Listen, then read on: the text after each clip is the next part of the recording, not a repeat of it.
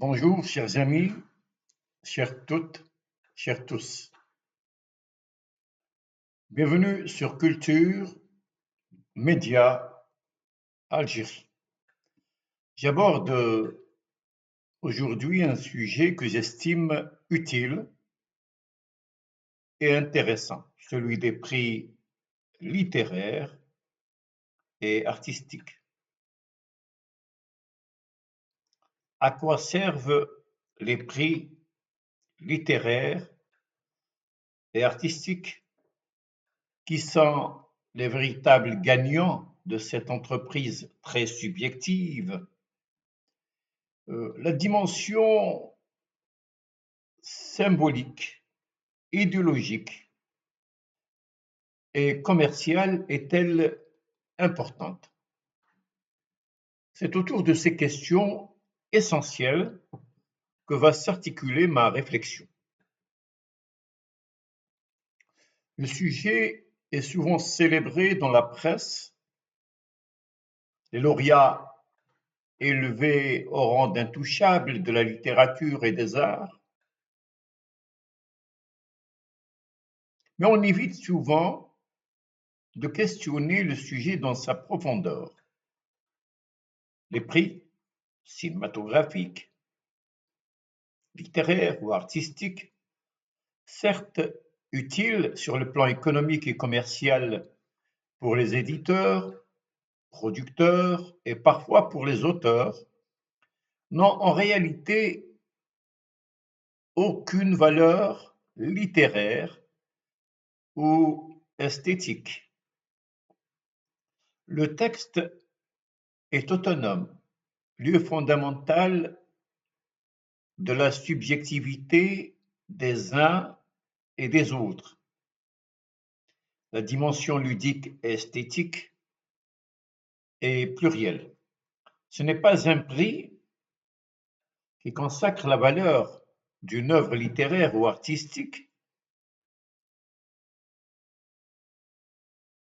car il est l'expression d'une subjectivité et d'un discours idéologique, souvent marqué par la prégnance des logiques marchandes et des rapports de pouvoir. Briotto affirmait avec une certaine radicalité, il faut l'avouer, un écrivain qui reçoit un prix littéraire est déshonoré. Georges Perros ajoutait: les prix littéraires donnent un complexe de supériorité aux jurés, un complexe d'infériorité aux élus. Et Patrick Modiano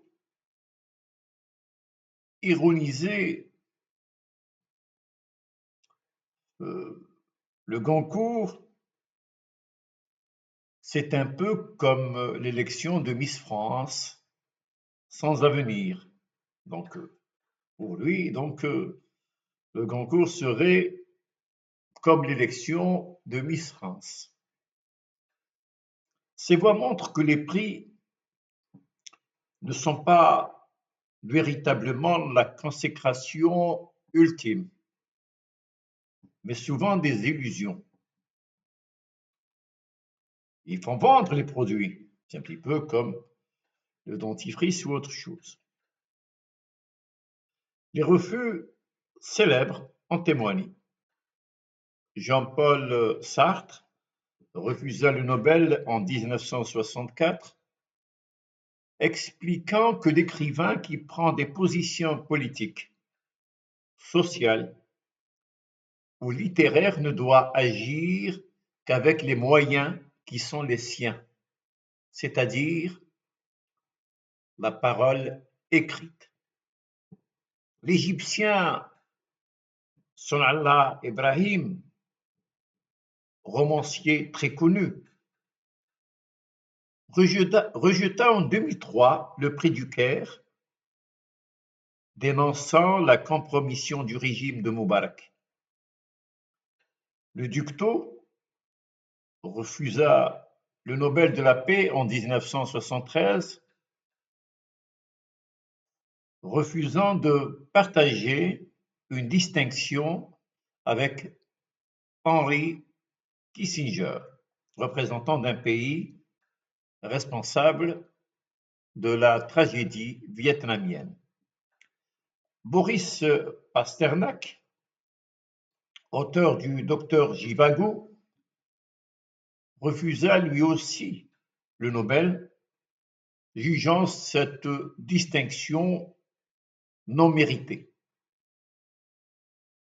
Plus récemment,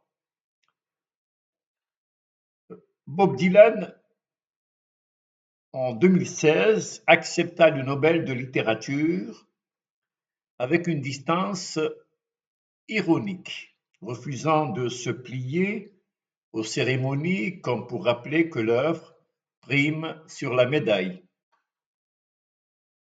Les prix sont, il faut le souligner, de véritables instruments de pouvoir et de reconnaissance sociale. Ils orientent la réception et la lecture des œuvres littéraires et artistiques,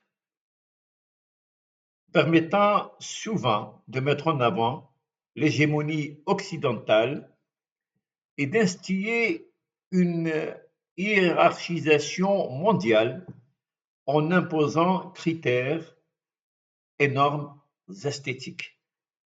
Ces normes, produites en Occident, s'imposent aux artistes et écrivains d'autres régions du monde. Jules Vallès fut longtemps blacklisté avant d'être reconnu. Charlie Chaplin, malgré son génie universel, subit lui aussi pression et exclusion.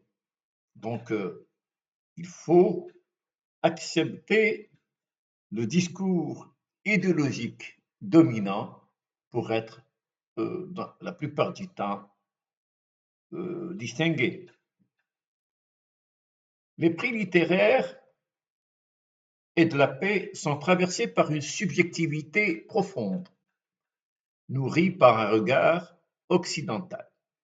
Pourquoi un opposant vénézuélien plutôt que Marwan el-Barghouti, par exemple,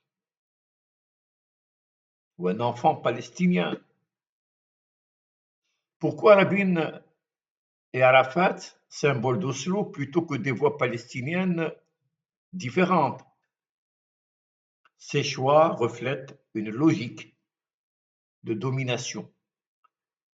Najib Mahfoud et Wole Soyinka furent attaqués non pour leur littérature, mais pour des raisons idéologiques, alors que leurs œuvres témoignent d'une grande force.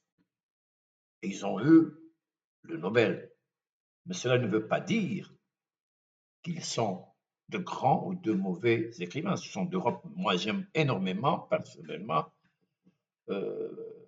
Najib Mahfoud et Wole Soyinka. J'aime énormément leurs textes.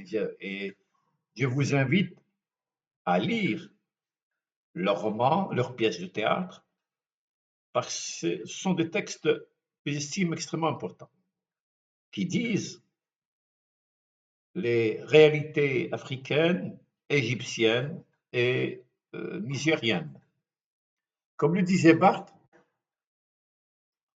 le critique doit assumer pleinement sa subjectivité. Nous sommes dans une situation, celle des prix, où la subjectivité prend le dessus sur tout jugement. D'ailleurs, tout jugement est subjectif.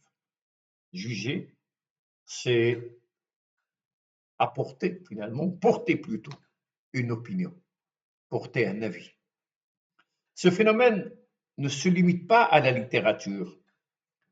Les festivals de cinéma, Cannes, Berlin, Venise, Los Angeles, Moscou, obéissent aux mêmes logiques commerciales et idéologiques. Derrière les tapis rouges et les palmes d'or se cachent des enjeux commerciaux extraordinaires. Distribution, contrat, promotion.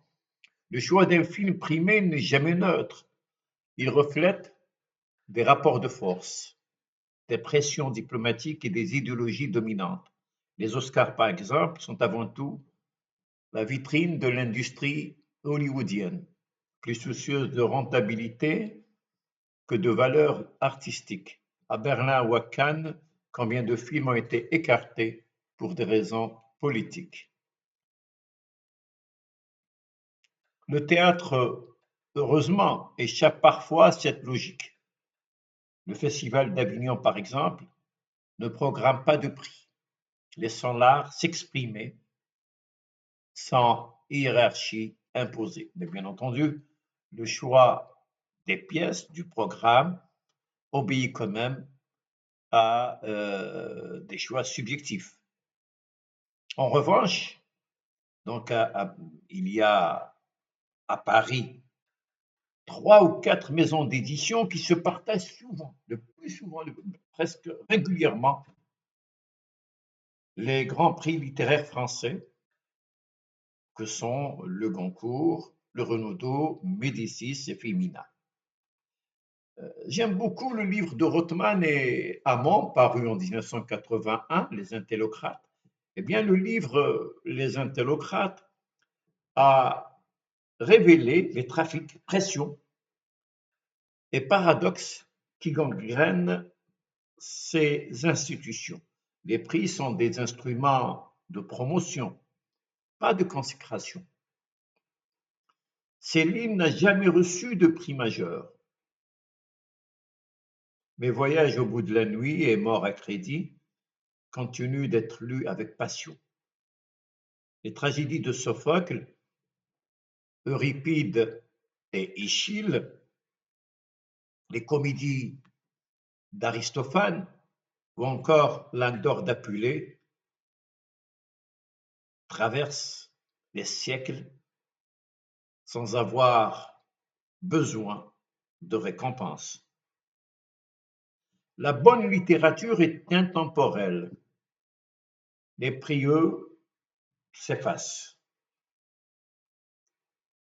Les prix passent, les œuvres demeurent. Il y a beaucoup d'écrivains, de cinéastes, d'artistes qui courent après les prix, comme si les prix pouvaient leur apporter la consécration, du moins sur le plan esthétique.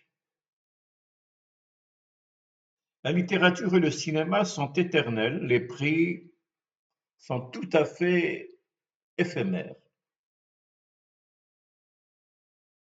Ils sont tout simplement au service des éditeurs, des producteurs, parfois des auteurs également, mais rarement l'art.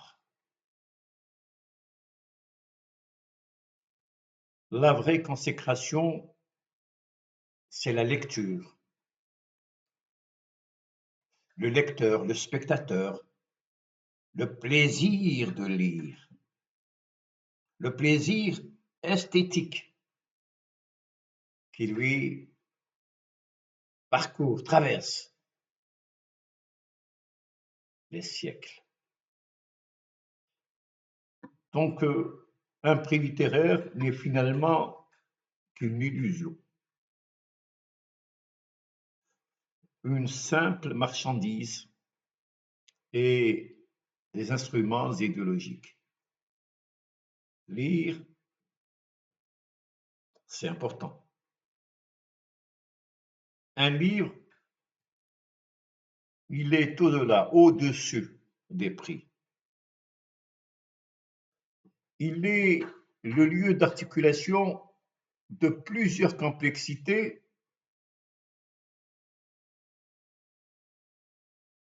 dont celle de l'auteur et du lecteur et du texte lui-même. La littérature est complexe, le cinéma l'est autant, comme le théâtre, les arts plastiques, la musique. Donc, il faut en finir avec les prix. Moi, je vois parfois des amis qui ne parlent que de ça, notamment sur les réseaux sociaux. On nous parle un petit peu des prix euh, du Golfe, donc prix littéraires, comme le Booker, ou britannique ou français, mais rarement des textes littéraires, rarement des films. Je ne vois pas de compte-rendu de films ou de pièces ou de livres, du moins rarement. Mais on n'arrête pas, et je ne sais pour quelle raison, de n'évoquer que tel ou tel prix, que tel ou tel écrivain algérien est nommé ou désigné dans telle ou telle liste de prix. C'est ce qui se fait, c'est ce que nous voyons régulièrement sur les réseaux sociaux et également dans la presse écrite et les chaînes de télévision. On accorde beaucoup d'importance à ce qui est en dehors de la littérature, du cinéma et du théâtre, qu'au théâtre, au cinéma et à la littérature. Il faut aimer lire la littérature. C'est ça le plus important. Merci d'avoir partagé ce moment de réflexion. Abonnez-vous à Culture Média Algérie pour continuer à penser autrement, à plutôt célébrer les textes, leur force, leur puissance esthétique, leur puissance narrative. Donc, il faut, et c'est essentiel, aimer lire.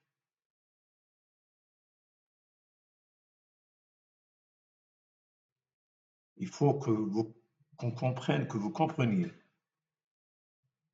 que ce qui est important, ce ne sont pas les prix.